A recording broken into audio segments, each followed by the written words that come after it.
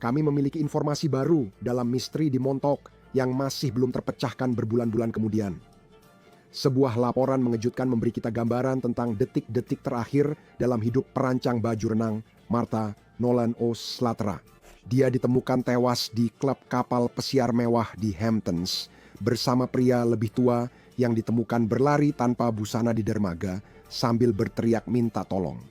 Dan sekarang kami membaca pesan teks yang kabarnya dikirim Nolan beberapa jam sebelum kematiannya, yang memberi kita gambaran tentang detik-detik terakhirnya sementara keluarganya terus mencari jawaban dalam penyelidikan, di mana penegak hukum masih merahasiakan banyak detail.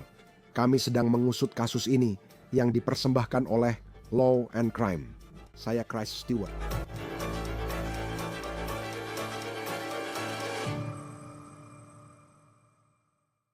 Sudah lebih dari 3 bulan sejak polisi di Long Island dipanggil ke sebuah klub kapal pesiar mewah karena seorang wanita muda telah meninggal. Kita juga belum tahu apa yang terjadi pada Martha Nolan O'Slattery. Kini O'Slattery dikenal publik sebagai Martha Nolan. Dia berusia 33 tahun dan pindah ke New York dari kampung halamannya di Irlandia pada 2015. Sekarang, Nolan benar-benar telah membuat nama untuk dirinya sendiri di New York. Dia adalah bintang yang sedang naik daun di dunia mode. Dia hidup mewah dan glamor. Namun sebagai pengusaha, dia bekerja keras untuk mencapainya. Pada tanggal 4 Agustus, Nolan pergi berlayar dengan seorang pria berusia 60 tahun yang telah menginvestasikan banyak uang di bisnis pakaian renangnya. Ada artikel baru yang baru saja terbit di New York Magazine. Dan wow, ada banyak detail baru yang perlu kita bahas yang menceritakan tentang jam-jam dan momen-momen terakhir menjelang kematian Nolan di dermaga Montauk Yacht Club. Sekarang, artikel tersebut mengungkap beberapa detail menarik dan pesan teks yang dikabarkan telah dikirimkan teman-teman kepada Nolan pada jam-jam sebelum kematiannya. Majalah itu juga mewawancarai pengacara pria tersebut dan memberikan jawaban menarik atas pertanyaan seperti mengapa pria 60 tahun itu yang disebut rekan bisnisnya telanjang di dermaga setelah meninggal. Dia dikabarkan sedang mencari bantuan untuk Nolan yang tak sadarkan diri di kapalnya. Mari kita bahas apa yang terjadi sebelum malam itu dan misterinya.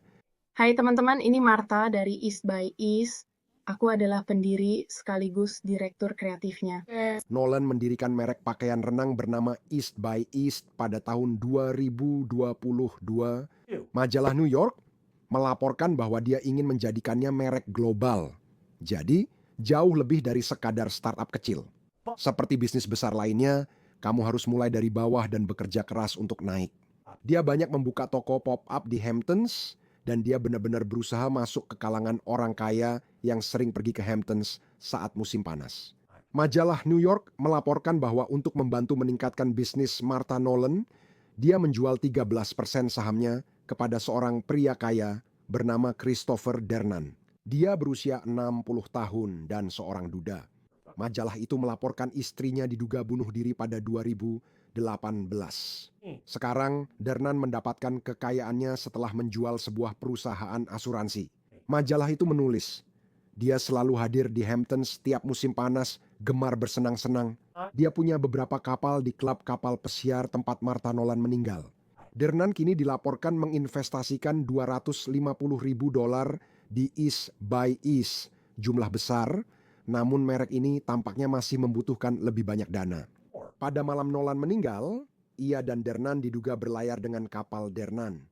Majalah New York melaporkan Dernan dan Nolan minum sampanye sambil menyaksikan matahari terbenam sebelum kembali ke klub kapal pesiar. Dan ini seharusnya menjadi pertemuan bisnis di mana mereka membicarakan masa depan bisnis tersebut dan apakah Martha akan membutuhkan lebih banyak uang untuk itu. Majalah tersebut memiliki pesan teks yang menunjukkan apa yang dipikirkan teman-teman Martha pada malam pertemuan bisnis ini. Mereka mengirim pesan karena lama tak dengar kabar Nolan. Salah satu pesannya, LMAO. Saya yakin ponselnya mati atau mungkin dia sudah meninggal. Itu hanya lelucon pada pukul 9.20 malam. Tapi sekitar 1 jam setelah itu, menurut polisi, Nolan benar-benar meninggal. Nolan membalas sekitar pukul 9.30, 10 menit kemudian, dengan berkata, "Laugh out loud, Aku di klub kapal pesiar sekarang, ponselku menyala. Sekarang, ini adalah momen-momen terakhir dalam hidup Martha Nolan. Dan yang masih diselidiki oleh polisi adalah bagaimana tepatnya dia meninggal. Pengacara Dernan mengatakan kepada majalah New York bahwa Nolan dan kliennya berada di kapal Dernan. Namanya Ripple. Sekarang dia berkata keduanya ada di sana. Mereka sedang membicarakan urusan bisnis di dermaga setelah mereka melakukan pelayaran matahari terbenam yang dilaporkan ini. Pengacara menyatakan sekitar pukul 10.30 sampai 11.00 Martha Nolan, 33 tahun, tiba-tiba lemas. Pengacara itu bilang, Dernan menggambarkannya seolah dia kena serangan jantung. Perempuan tidak sadarkan diri, berhenti bernapas di yacht club. Polisi menyebut panggilan darurat masuk sekitar tengah malam. Namun majalah New York mencatat ada 1 jam yang hilang dibandingkan garis waktu versi pengacara Dernan. Kita akan bahas ini lebih lanjut. Pengacara Dernan menyatakan kliennya tetap berusaha menyelamatkan Nolan dengan cardiopulmonary resuscitation. Tapi disinilah kita sampai pada bagian lain yang benar-benar aneh dari cerita ini yang jelas menimbulkan banyak pertanyaan. Para saksi mengatakan bahwa Dernan, pria berusia 60 tahun yang merupakan rekan bisnis Martha Nolan, berada di dermaga dalam keadaan telanjang. New York Post mewawancarai saksi yang melihat Dernan berlari telanjang di dermaga, melempar tabir surya ke perahu orang, dan membangunkan mereka untuk meminta bantuan sambil berteriak, "Lakukan sesuatu." Tentu saja, pertanyaan besarnya adalah, mengapa pria ini telanjang pada Senin malam di dermaga setelah menjalani apa yang seharusnya menjadi pertemuan bisnis dengan gadis berusia 33 tahun ini? Nah, pengacara Dernan mengatakan kepada majalah New York bahwa kliennya harus melepas pakaiannya karena dia basah kuyup oleh muntahan Nolan. Dia juga mengatakan bahwa kliennya tidak tahu berapa lama dia melakukan cardiopulmonary resuscitation pada Nolan. Itu bisa menjelaskan selisih waktu antara Nolan tidak sadarkan diri hingga meninggal dan polisi dipanggil sekitar tengah malam. Sekarang, Nolan sedang menjalin hubungan dengan seorang pria yang usianya jauh lebih dekat dengan dirinya. Dia bahkan membantu mengangkat peti matinya keluar dari gereja saat pemakamannya di Irlandia. Ini membawa kita ke bagian aneh lain dari cerita ini. Karena menurut majalah New York, tak lama setelah kematiannya, pengacara Dernan berkata, mereka pernah berpacaran. Dia bilang padaku setelah kejadian itu bahwa dia mencintainya dan sudah bertemu keluarganya. Dia mengklaim Dernan pernah mengunjungi keluarganya di Irlandia. Dan Dernan 60 tahun serta Nolan 33 tahun memang pernah memiliki hubungan romantis. Sekarang, saya ingin memberitahu Anda bahwa keluarga Nolan mengatakan itu tidak benar menurut majalah New York bahwa mereka tidak pernah bertemu Dernan di Irlandia. Pengacara Dernan menarik beberapa pernyataan menyatakan, dia bilang, kami bukan pacar. Pengacaranya menyatakan dia tak akan menjawab soal hubungan fisik atau romantis Dernan dan Nolan karena dianggap tak adil untuk mengenangnya. Namun hingga kini, polisi hanya menyatakan kasus ini masih diselidiki tanpa banyak informasi lain. Hasil otopsi awal kembali tidak meyakinkan dan kita masih menunggu hasil tes toksikologi serta otopsi lengkap. Sekarang, yang semakin memicu spekulasi adalah bubuk putih yang terlihat di perahu Dernan setelah polisi meninggalkan lokasi kejadian.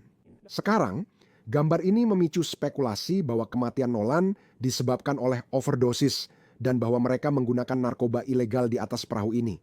Pengacara Dernan mengatakan kepada majalah New York bahwa zat itu sebenarnya bukan zat ilegal atau narkoba.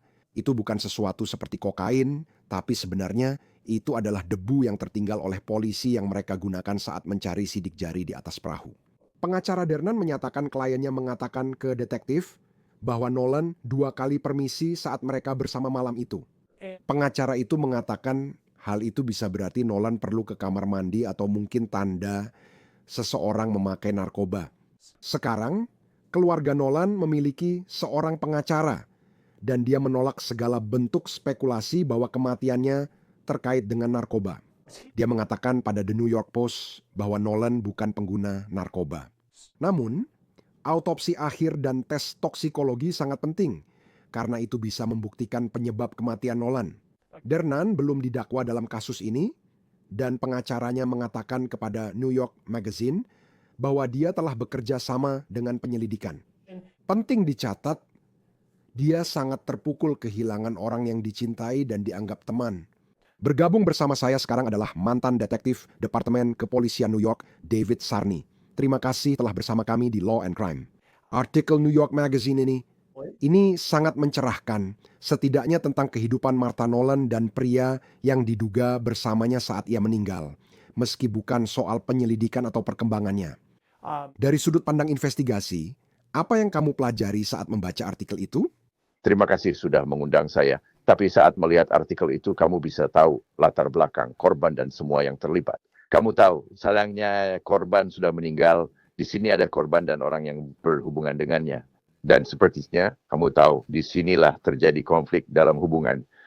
So, untuk kali Utakyu, kamu mendengar satu sisi cerita, yaitu dari dia dan pengacaranya yang mengatakan bahwa mereka memiliki semacam hubungan yang intim. Keluarganya membantah karena dia sudah punya pacar sebelum dan selama insiden ini. Kamu akan mendengar banyak cerita berbeda. Dan yang dilakukan para penyidik sekarang adalah mengumpulkan semua informasi itu lalu mencoba mencari kebenarannya. Apa saja faktor-faktor yang sebenarnya? Apa yang kita bisa menganalisis manfaat dari hubungan mereka lewat analisis biaya manfaat? Apa keuntungan masing-masing dari hubungan tersebut? Dan sepertinya itu adalah hubungan bisnis karena dia sedang memulai bersama teman-temannya, memulai usahanya dengan berbagai cara.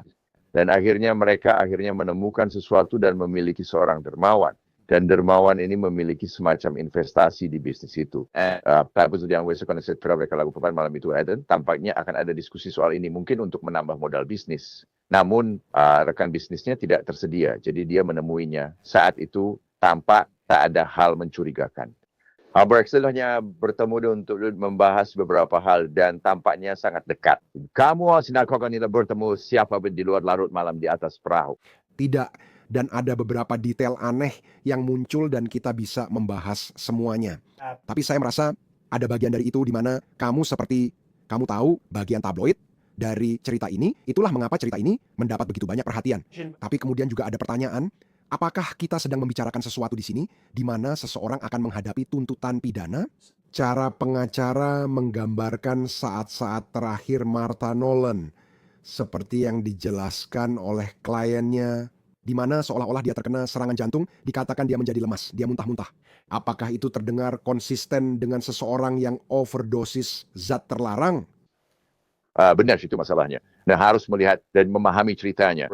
Dan rupanya alasan kenapa dia di luar tanpa busana adalah karena dia melepas pakaian itu karena dia muntah di seluruh pakaian itu. Dia terjatuh.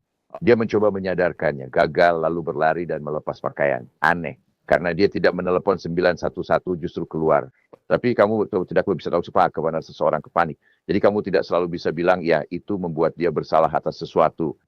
Faktanya, apa kejahatannya sekarang. Jika melihat unsur kejahatan saat ini, bukti untuk menuntut masih kurang. Apakah dia menelan sesuatu yang mungkin membuatnya sakit dan muntah? Itu kemungkinan. Jadi mungkin kamu itu adalah zat yang dia kira X, tapi ternyata Y. Dan itukah yang terjadi? Atau ada di sini Anda harus melihat unsur kriminalnya. Apakah dia mengonsumsi zat ini secara sukarela diberi orang lain atau membelinya? Semua masih spekulasi. Atau apakah ini dibeli dari seseorang yang memang biasa berurusan dengannya? Dan ini bisa saja yang disebut sebagai batch buruk dalam arti tertentu.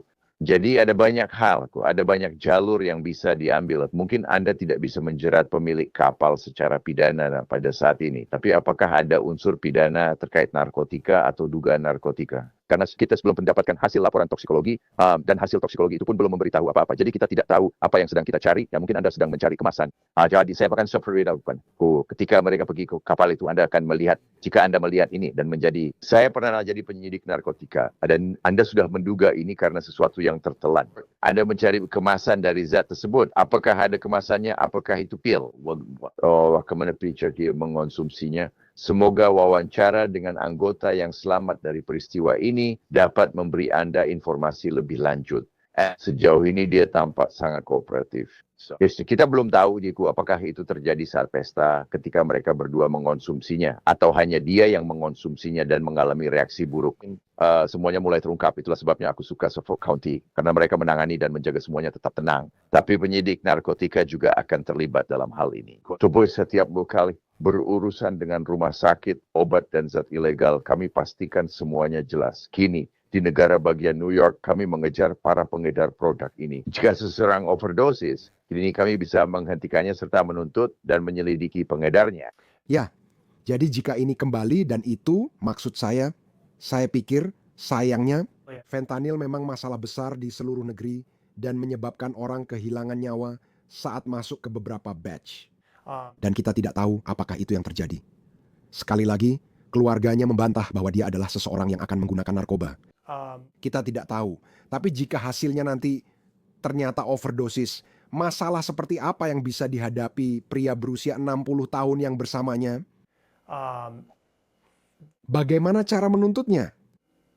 Itulah masalahnya. Sekarang pertanyaannya adalah, apakah kamu tahu dengan situasi John Belushi, ingat dulu, tentang mengonsumsi dan menyuntikkan. Lalu dia terlibat menjadi bagian ikut bertanggung jawab atas kematiannya. Apakah dia amatir yang membawa barang itu kepadanya? Apakah dia mengonsumsinya bersama dia? Apakah dia mengonsumsinya sendiri? Apakah dia tidak sengaja mengonsumsinya? Ini harus terungkap dalam percakapan dan wawancara dengan detektif dan dia. Di sini Anda perlu melihat unsur kriminalitasnya. Apa kejahatannya? Apakah dia baru seperti yang terkenal dengan istilah sleeping Mickey, memasukkannya dan dia tidak tahu tentang itu, itulah sebabnya dia jatuh sakit? Apakah itu menjadi faktor? Apakah produk yang mereka miliki berkualitas lebih tinggi atau mengandung fentanyl di dalamnya? Jadi apakah ada jenis zat legal lainnya?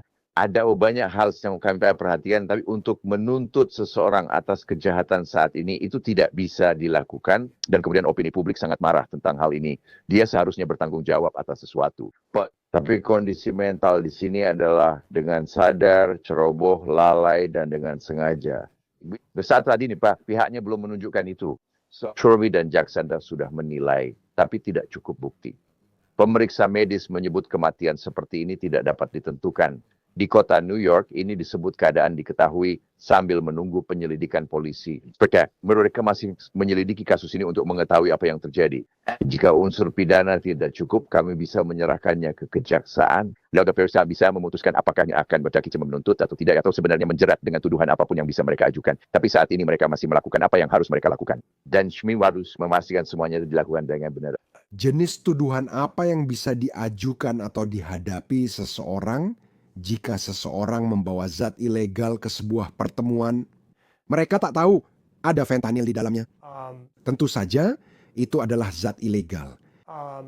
Tapi jika seseorang mengonsumsi zat yang kamu bawa ke suatu acara atau pertemuan atau apapun itu, lalu seseorang meninggal, masalah seperti apa? Maksudnya dakwaan seperti apa yang bisa kamu hadapi untuk itu?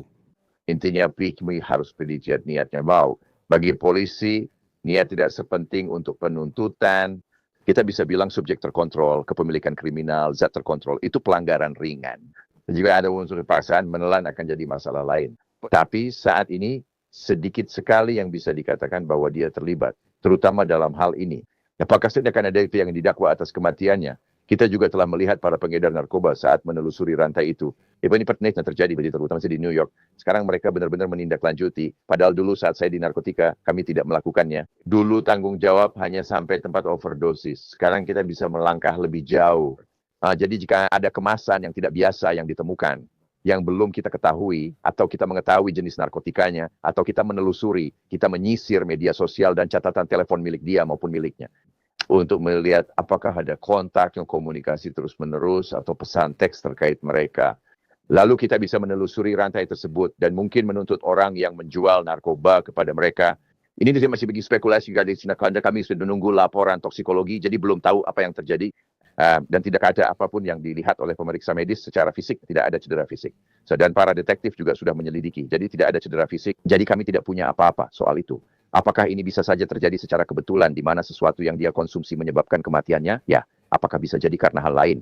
Bersamakan 3 menit sekarang berdasarkan. Dan itulah kenapa hasil toksin harus keluar dulu. Dan biasanya apa? Karena saya ingat autopsi awal hasilnya tidak meyakinkan, lalu setelah itu kita hanya menunggu autopsi final dan tes toksikologi. Di New York, biasanya butuh waktu berapa lama? Karena kalau dia meninggal tanggal 5 Agustus atau tanggal 4 Agustus, sekitar tengah malam di waktu itu, biasanya butuh waktu berapa lama untuk mendapatkan informasi seperti itu? harusnya butuh beberapa minggu. Jadi ini juga hal lain. Maksud saya mungkin ini sesuatu yang mereka tidak langsung muncul dalam toksikologi awal maupun yang belakangan. Jadi mereka akan mengujinya kembali. Kayak saya mau memastikan semuanya dilakukan dengan benar. Dan jika hasilnya tidak meyakinkan pada saat itu, apakah itu berarti ada fentanyl di dalamnya? Karena sering kali saat terjadi di overdosis itu biasanya muncul. Dan ada sesuatu yang bisa kita lihat secara langsung di tempat kejadian perkara. Dan itulah yang mereka maksud. The kasus overdosis ini adalah tempat kejadian perkara. Kami akan melihat barang buktinya di sana. Tapi ternyata ada selisih waktu 1 jam antara pesan teks yang dia kirim dan kemudian kematiannya. Dan kemungkinan kematiannya pada saat itu. Atau dia sedang mengalami apapun yang sedang dia alami. Dan dia sedang dibantu olehnya. Dan dia mencoba menyadarkannya kembali. Lalu dia muntah mengenai dirinya. Jadi kalau dia bilang dia muntah mengenai dirinya, itu berarti dia berada sangat dekat dengannya saat itu terjadi. Dan itu hal-hal yang muncul dalam wawancara. Apakah itu benar terjadi? Apakah dia muntah mengenai kamu? Atau kamu duduk di muntahannya? Itu hal-hal yang harus kamu tanyakan secara spesifik. Jadi tapi untuk menjadikannya sebagai tindak kriminal pada titik ini, kamu tidak bisa. Dan itulah, kamu tahu, meskipun banyak orang ingin melihat sesuatu terjadi, hukum tetap harus diikuti. Kita hanya bisa menjalankan yang diizinkan hukum. Dan jika itu bukan kejahatan, tidak ada yang bisa kami lakukan secara pidana. Tidak ada yang bisa dilakukan dari sisi penegakan hukum, maka itu harus dibawa ke gugatan perdata dan hal-hal semacam itu. Tapi kenyataannya, saat ini tidak ada bukti yang bisa menyatakan secara pasti bahwa dia melakukan sesuatu padanya yang menyebabkan kematiannya. Saya masih berpikir, ini salah satu hal yang ada batas antara aneh, mencurigakan, dan apakah ini kejahatan. Dan kamu kembali ke bagian telanjangnya. Bagi saya, jika dia muntah padamu lalu lemas dan tergeletak di lantai, tidak sadarkan diri, seperti punya kesadaran untuk itu hanya terasa aneh untuk seperti melepas semua pakaianmu sepertinya. Bukan hanya dia melepas jaket lalu lari keluar. Maksudku, dia melepas semuanya lalu dia berlari. Dia juga sempat meminta bantuannya, mungkin itu sebabnya panggilan 9, 1-1 baru dilakukan belakangan. Sepertinya itu memang situasi yang kacau. Kurasa dengan informasi itu, kalau kamu masih menunggu hasil toksikologi dan autopsi, maksudku, kurasa bagaimana kamu membahas bagian cerita itu saat wawancara dengan seseorang di mana tidak, itu sepertinya bukan tindakan kriminal, tidak ilegal melakukan itu, apalagi dalam konteks kasus ini. Tapi di saat yang sama, rasanya aneh juga. Seberapa banyak muntahan yang ada sampai kamu memutuskan untuk telanjang bulat lalu lari naik turun dermaga mencari bantuan? Itu juga yang perlu kamu perhatikan. Lalu muncul pertanyaan, saat kamu bilang ambil foto close up, kamu pakai apa? Jadi istilah dan percakapan itu, lalu kembali ke tempat kejadian perkara untuk memastikan sesuai dengan ceritanya kepadamu.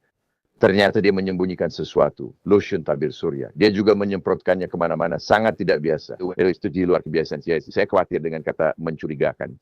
Karena saat kamu bilang sesuatu mencurigakan, artinya jadi berbeda. Ya, itu isyaubekan atau kecuali itu di luar kebiasaan. Itu untuk seseorang yang terlibat dalam membuat seseorang sakit atau mungkin muntah, mengalami kejadian apapun, lalu lari keluar, melepas pakaianmu. Itu tidak biasa. Karena itulah dengan informasi dan seberapa detail kamu mengamati saat bicara dengannya, kamu berkata, oke, sekarang masuk akal. Jadi kamu harus mendapatkan fakta, informasi yang mereka ceritakan kepadamu dalam wawancara dan mencocokkannya dengan bukti fisik yang tersedia. Dan sepertinya maksud saya, menurut pengacaranya, dia bekerja sama, kamu tahu dia belum menghadapi tuntutan pada saat ini. Tapi maksud saya, kamu dulu bekerja di bagian narkotika. Saya teringat cerita ini yang terjadi di Montauk Yacht Club. Ini seperti tempat bermain mewah untuk orang kaya dan terkenal di Hamptons, Long Island. Dia desainer fashion muda, cantik, dan sedang naik daun. Seperti ada banyak hal yang media, kamu tahu, yang menarik perhatian orang-orang. Tapi kalau semua itu dihilangkan, menurutku, seberapa sering skenario seperti ini terjadi dan kamu temui jika kamu seorang detektif narkotika? Ini lebih umum dari yang kamu kira, itulah masalahnya. Kenyataan dari jenis insiden seperti ini adalah insiden yang sangat menonjol dan sensitif terhadap media. Di mana ada seorang wanita cantik yang dihamun tahu, ya, dia berada di perahu lalu tiba-tiba meninggal. Dalam arti tertentu dermawannya di sana. Semua hal ini berperan dan sering terjadi pada beberapa kelompok sekaligus. Sebagai penyelidik narkotika, menurut saya, jika menemukan satu kasus, biasanya ada 2 atau 3 kasus overdosis. Sepertinya memang seperti itulah kejadiannya. Jadi Anda meminta orang-orang untuk melihat kasus-kasus sebelumnya dari orang-orang yang telah mengalami overdosis.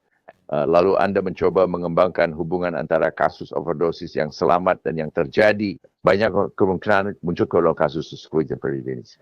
Dulu kasus biasanya berakhir saat orang itu meninggal, dan itu memang menyedihkan karena umumnya terjadi demikian. Barangnya masih beredar di luar sana. Dan bukan hanya itu, orang-orang juga terluka, dan ini sangat disayangkan. Banyak pengguna narkoba, ketika mereka mendengar seseorang overdosis, mereka justru ingin mendapatkan barang itu, karena itu berarti barangnya benar-benar bagus.